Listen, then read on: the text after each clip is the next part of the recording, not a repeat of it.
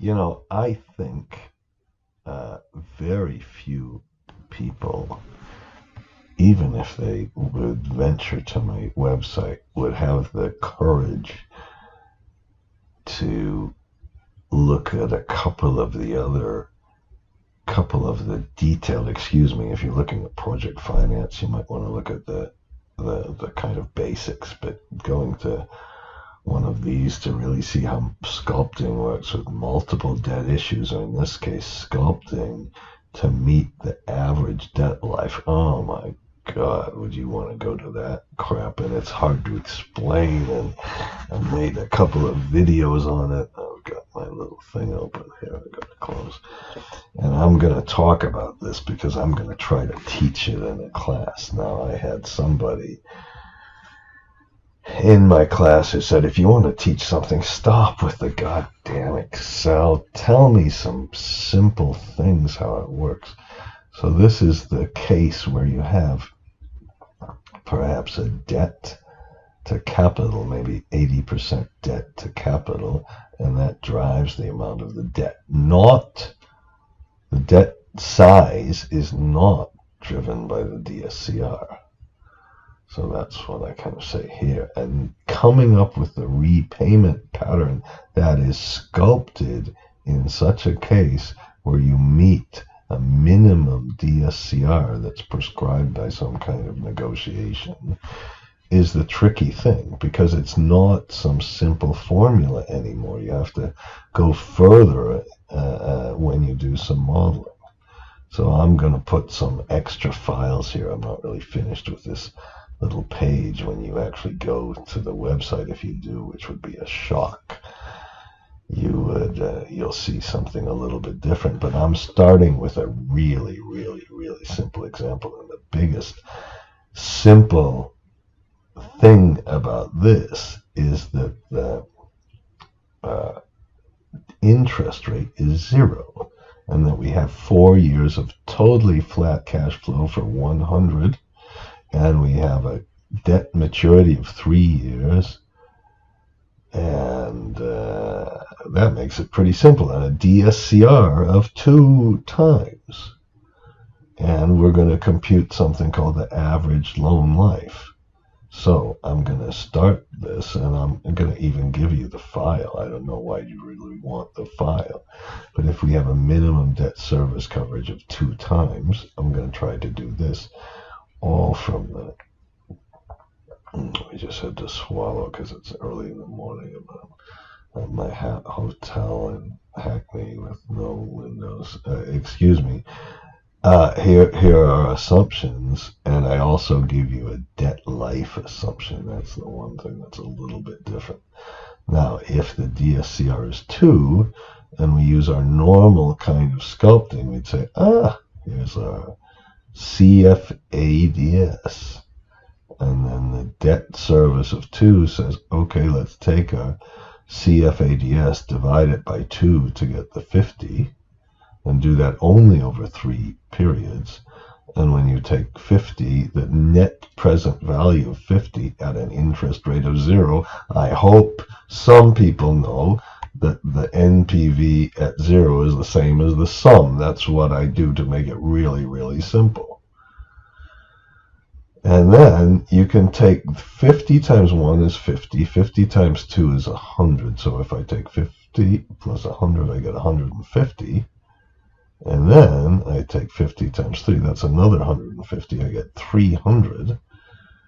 And I take 300 divided by 150, that gives me the average debt life. I hope I'm going to put a little formula in the, whatever, the annotations in the video. And then I can say, well, here's my equity IRR.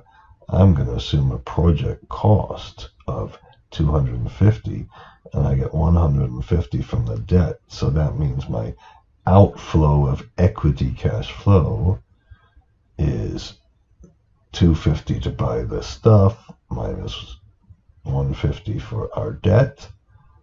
And that I should have said that's the debt. Sorry about that. And that gives me 100. And then in the next year, I get 100 of cash flow, but I got to pay 50.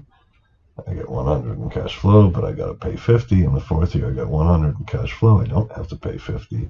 That's my positive cash flow. It gives me an absurd IRR, 43%. I hope you listen to my IRR lectures, and I hope you understand that Demmer, Dan, and all these goddamn finance professors are bullshit when they say there's such a thing as an equity market risk premium of 4 or 5 or 6%. That would destroy the whole economy and the social structure of an economy. I digressed. Now, that's not a realistic case. And I go down and say, well, that can't happen because the debt to capital constraint is there. I hope I wrote that in a relatively clear way. It's like I try to make this, don't be insulted by this, but I read my books to my 2-year-old. There's a lot of reading, and then there's a picture reading and a picture, and I think that's how we have to do things, you know. And then so now I'm going to compute something called the LLCR, and I'm going to compute the LLCR. We take the net present value of these cash flows, but only over the debt life. No switches, no nothing. So the present value of the CFADS is not here. And then I divide, and then I say, oh, no. See, I'm a little bit off here. I said the maximum debt to capital is our project cost times our maximum debt to capital. So we only got 400 of debt. Okay, if this is too simple and you've turned it off, well, you've turned it off. But we're going to get to a point in a minute. So if I take the 300 cash flow over the life of the loan, divided by 100, our limit on our debt, which is less than the DSCR, which means that this debt here will actually be the one that applies, I get 3. And I say, well, let's use that as the DSCR. 100 divided by 3, 33.3. 100, didn't put the decimals. The DSCR is 100 divided by 33, or 3 each year. That's the same as the LLCR. I get, instead of the debt, instead of the debt repayments, add to 100. And the equity cash flows are 100 minus 33. I get more equity cash flow. But I got to pay more cash up front because we had 250 of capital expenditures minus 100, not 150. And my equity IRR goes down to 32%. My debt life, which is 33 times 1 plus 33 times 2 plus 33 times 3, add all that up divided by the 100, that gives me a debt life of 2. Now, okay, here's the problem. What if we take another sculpting method? I was an idiot for years. I thought that was sculpting with fixed debt. I was so wrong-heady. Showed me I was totally full of shit. Okay, and here's what we do for the next one, and I hope I have a little description of this. Let's just say, notice this is blue now because I used the generic macros and the Control-Alt-C. I just said, let's put 0, 50, 50 as our repayment to get to a total repayment of 100. Let's do that. Then, so our repayment is okay, and our DSCR is 2, 100 divided by 50. See, I can do these calculations almost in my head, sometimes not. So we've met this criteria up above, which says the minimum DSCR has to be 2. We've met that criteria. Okay, all right. And then down here we have no debt service. Our debt service coverage is really, really high. It's called infinity. It's really, really high when you divide something by 0. And now our cash flow to be in the first period, just like this, is 150. Okay, and then we have dividends of 100. Now our dividends go down here. So you'd compare the dividends here, which were 67 in all the 3 years, to the dividends here, which are first 100, 50, 50. I get a higher IRR by switching the sculpted repayments around. And that's the whole point. But when I multiply 50 by 2, that gives me 100. 50 by 3, that gives me 150. That gives me 200. What? I'm sorry. This is 5 times 3 is 15. 150 plus 100. 250. 250 divided by 100 is 2.5. And then I said up here, I said, no, you can't do that. You can't do that. The average debt life has to be 2.4. I made that up, of course, to make our little example work. Okay, so this example would give you a higher IRR. 35 is higher than 32, but it's not possible. So I said, well, let's go the other way around. Now, this is just an example. You're going to say this is really stupid, but I'm doing this just to show the point. We could have put 50 here, and 0 here. We still have the DSCR requirement met, and now we put our 100 in. We get our cash flow. Our IRR now goes down because the dividend, instead of 100 here, goes back to 100 here, and the debt life is 50 times 1 is 50. 50 times 2 is, I think, 100. So we get 150, divided that by 100, and our debt life is 1.5. So we say, let's do something else. And the last thing we do is we say, okay, now let's put in 100 as the debt service for the first year, 40 as a debt service for the second year, and 50 as a debt service for the third year. We put another kind of manual sculpting in, and this is the whole stupid point. Now, I can go through the mechanics. This gives you a DSCR 10 that's declining to 2. This is our famous curved DSCR. It's got a very steep curve, and it produces 3 things. Number 1, these pay off the debt. Number 2, the DSCR is the minimum. Number 3, most importantly, 100 times 1 is 10 times 1 is 10, plus 80, that's whatever it is. Is that true? 80, 90, and 150, I get 240 divided by 100, I get a 2.4. I couldn't have really done the math in my head. This IR of 35% is much higher than this one. It's not as high as this one because we couldn't get the debt life. And it's higher than our LLCR method. Okay, and now I think I'm going to pause the video, but I'm going to show you how we could make a analysis where we, instead of having to put this in blue and input it, we could make an analysis to sort of automate this calculation. All right.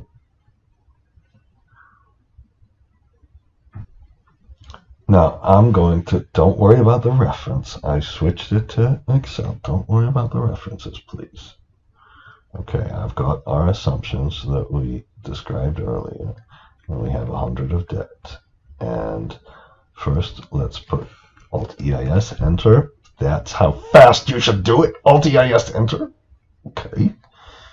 And then, let's put our cash flow here. Shift-Control-R. Okay, now I'm going to delete the debt service, and instead of that, I'm going to say, well, let's put a first DSCR of 4. I'm just going to make it up. And the last DSCR, I'm going to say is equal to the minimum. Now, this is not exactly how my method with the UDF and my automatic method will work.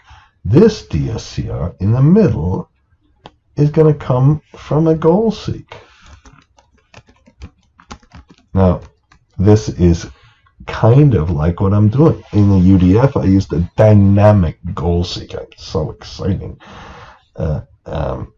And when you have a dynamic goal seek, you can actually make Excel's goal seek more efficient with your own little program.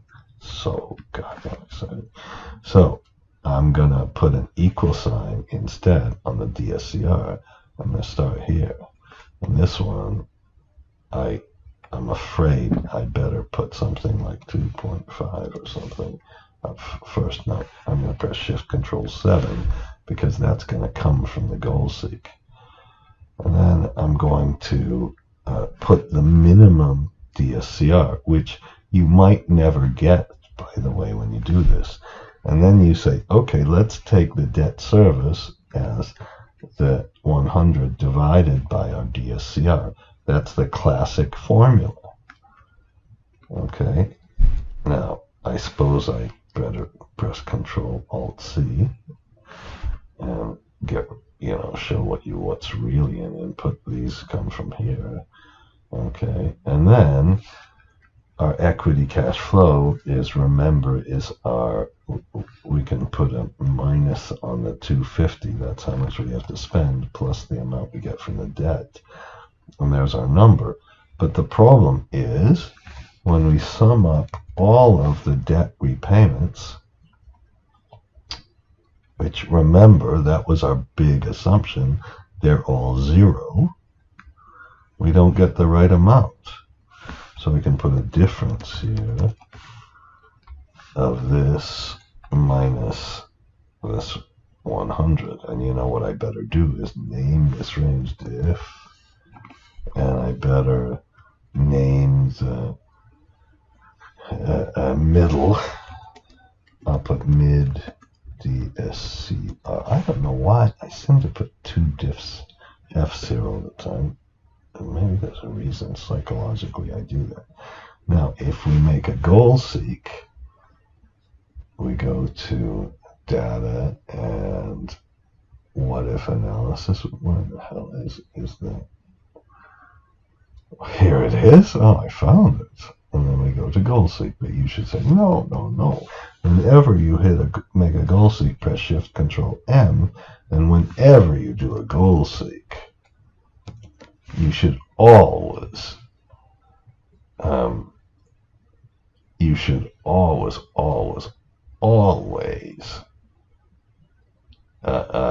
make a macro first. Not always, but a lot of times.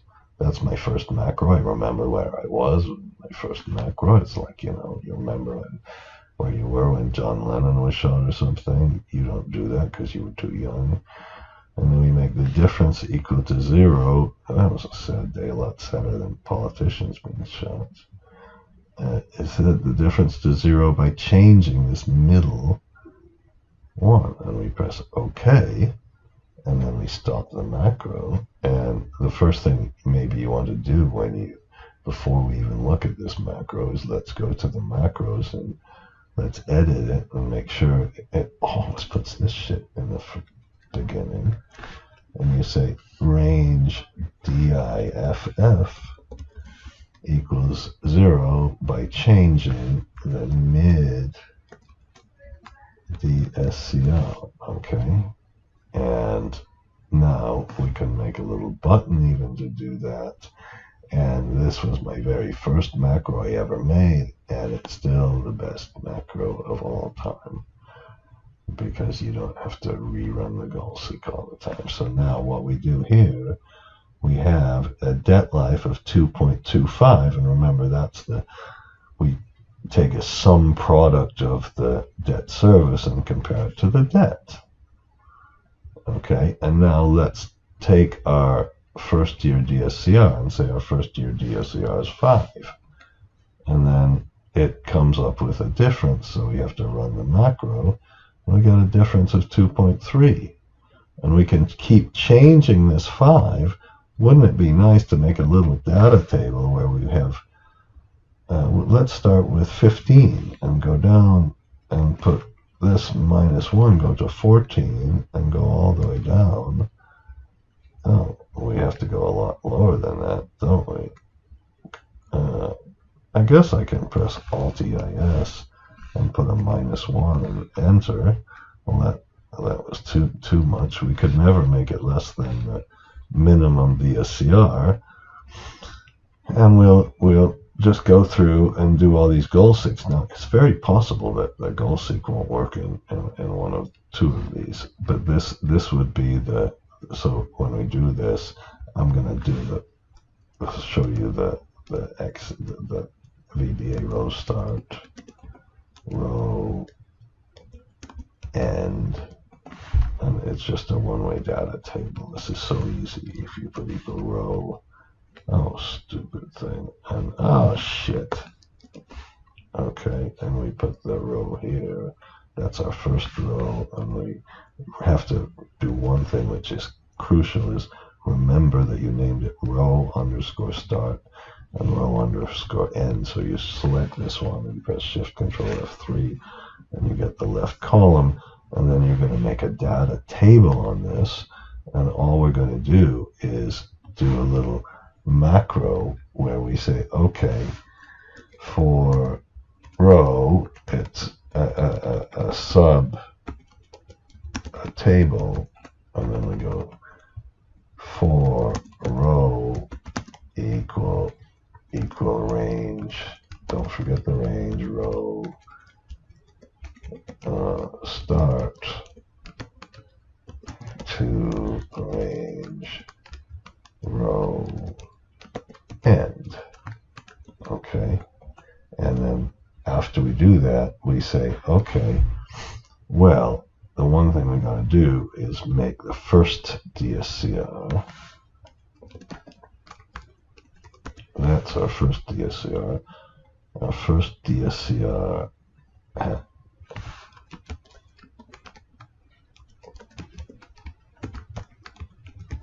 okay, that has to equal cells and row, but we for the column, let's close this from for the column, we're going to put, how about a column read, just to make it easier, and that's our column. Okay, I think I have to get cataract surgery, right? Okay, and then we put call output. That's where we're going to put this. That's equal column. Okay, and we click on this one. And then there's no we in here. If you're still watching, I think it would be nice if you are. That's our left column. And then we say, I said it again. I said it a third time. Let me go to this one, and that was our range call. What was it? Fucking call. Oh, shit. I'm really showing you. Call read and call output. Do you think I can remember that? Call read. Okay. And then we say, okay, then we're going to make our goal seek, because after we do it for the first row, we'll just put goal seek. That we'll just operate it, and then we'll put cells, and I hope we put range. Did you remember this call output? Okay, is, and then we put a comma, and I could, of course, did this wrong. I've done this about 1,000 times. That equals the average life, which we still need to do that. And then we have made a VBA macro with a goal seek, and we put next row, and then you get all fancy because all these people think you're so smart and all this, and then you better put a password on this damn thing, don't you think? I don't think so. So this is right next to it. I can press Shift Control 3, and this is that. Then I get debt life. So I'm gonna I should call it debt life. Okay, and then now let's run this one, but let's name this instead of table macro, let's call it table. And then we run this. Uh-oh, the last one didn't work. That's okay. You know what maybe I should do is nothing. Okay, I'm not going to do anything there. That kind of didn't work. No, it worked fine. Shut the fuck up. It worked fine. And then you can see which of these different scenarios just gave you the average life. So we needed a 2.4. We needed a 10 for the top one. So if I would put a equal match of our debt life criteria against our little data table and put a comma 0, I have to put a comma -1, don't I? It says that's the 6th row, an index, and I take this one and put comma up to the 6. It gave me the 10. And then for this middle cash flow, right now I'm just going to make it. I'm going to put the first class cash flow just temporarily. I'm going to just type in 10. We'll make a macro to do this.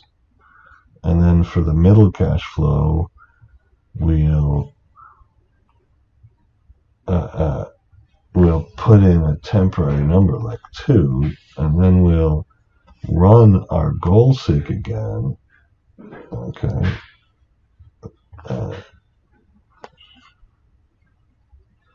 Okay, and then we'll say, okay, let's just run our goal seek. And then we got our final answer. Now, all we have to do here is define our, so this is the, how about I'll put this up here? Where should I put this damn thing? How about here? So, match, we don't care, and final first. And I'm going to name this range again. I hate naming ranges, but you have to do it. So we go up here and assign macro, and we make a new one, and we put sub final, and I'm going to put range first DSCR equal range final first.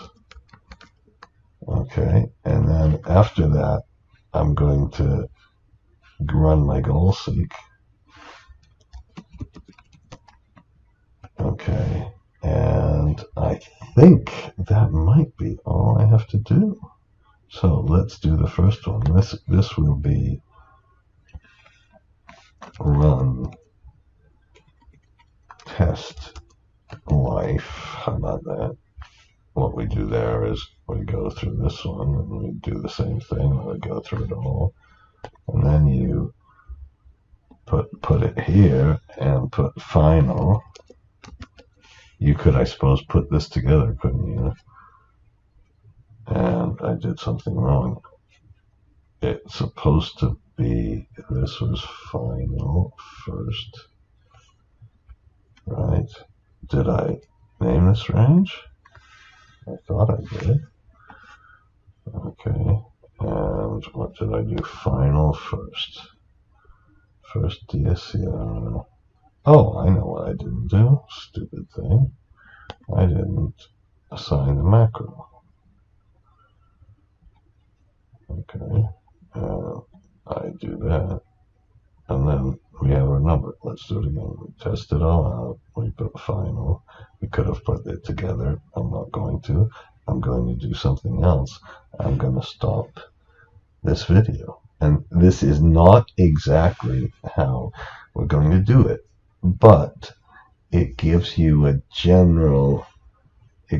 very general idea on the process, and we're going to have a little bit difference when we have taxes, when we have, of course, many more years. We don't have level cash flow. Our interest rate obviously is not zero, but this general process is similar to what we have to do to get this massively difficult problem of, I call it non-constant DSCRs, or I sometimes call it curved DSCR. We have to make a new name for this. We'll be famous. Somebody give me a name for this. And that's how the next kind of set of videos are going to gradually walk through one by one by one how to really do all this. I hope you see that it's maybe, I think it's kind of an interesting problem. I have to thank Hetty for really helping me work through all this. Now, this is not saved as a workbook. It's a macro-enabled workbook. Okay, and it will be on the disk, and I'll explain in the video where you can find the whole thing. So goodbye.